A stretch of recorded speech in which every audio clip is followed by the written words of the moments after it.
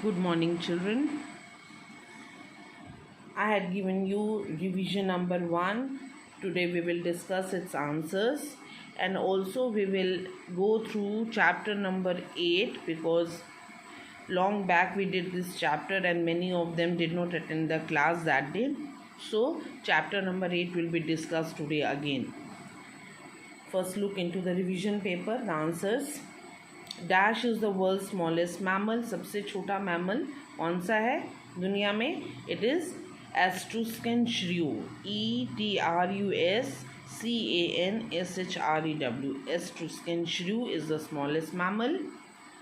And the largest bear in the world is Alaskan bear. It lives in Alaska and its name is Alaskan bear. ALASKANBEAR, Alaskan bear. Then the third one, it digs a network of burrows to escape from predators. तो अपने दुश्मनों से बचने के लिए, जो उसको Hunt करते हैं उससे बचने के लिए वो ज़मीन के अंदर बुरोज बनाता है. उसका नाम है क्या है? इट्स नेम इज़ स्टेपी पीका, STEPPEPIK. स्टेपी पीका is the name of that animal, unusual animal. Then dash is a medicinal plant used in the treatment of nervous disorders. अगर आपको दिमागी कोई बीमारी है, नर्वस डिसऑर्डर है, तो उसके लिए ashwagandha is very useful. It is a medicinal plant. ASHWAGANDHA, ashwagandha. Then the fifth one was we use dash for the treatment of burns and for diabetes. Sugar की बीमारी अगर किसी को है या किसी का कोई बॉडी पार्ट जल गया है, then we can use aloe vera. This plant mostly you will see in all the homes. People grow this plant, aloe-vera. It has medicinal value also, and it is also used as a cosmetic. Okay, ALOEVERA, aloe vera. Okay, then the next one was wild turmeric is used in cuts and dash treatment. तो जो जंगली हल्दी है वो अगर आपके शरीर पे कोई कट लग गया है, कहीं चोट लग गई है, कहीं कोई वुंड है, तो उसके ट्रीटमेंट में काम आती है. Cuts and wounds. Okay. Dash birds can not fly. अब इसमें आपको किसी बर्ड का नाम नहीं लिखना है, कौन सी उनको क्या बोलते हैं जो उड़ नहीं सकती हैं बर्ड्स. तो flightless birds can not fly. आप ऐसे नहीं लिख सकते ostrich birds can not fly, this birds can not fly. That is not wrong, but you are grown up, you write the answers, you think over the question carefully and then you write the answers. So I have given you such examples so that you don't make mistakes in your exam. Okay children, flightless birds cannot fly. This will fit in this answer. Okay, then these were the answers of revision number 2. Now we shall discuss chapter number 8 once again so that those who have missed that chapter can go through it again. Take out chapter number 8. The name of the chapter is medicinal plants. बहुत सारे ऐसे plants होते हैं जिनकी medicinal value होती है, यानी वो मेडिसिन्स के रूप में भी यूज़ किए जा सकते हैं. Plants are very important for us, you know, they have great value. They are used for many purposes. We get most of our food from plants. सारा ज़्यादातर जो खाना है वो हमें प्लांट से ही मिलता है.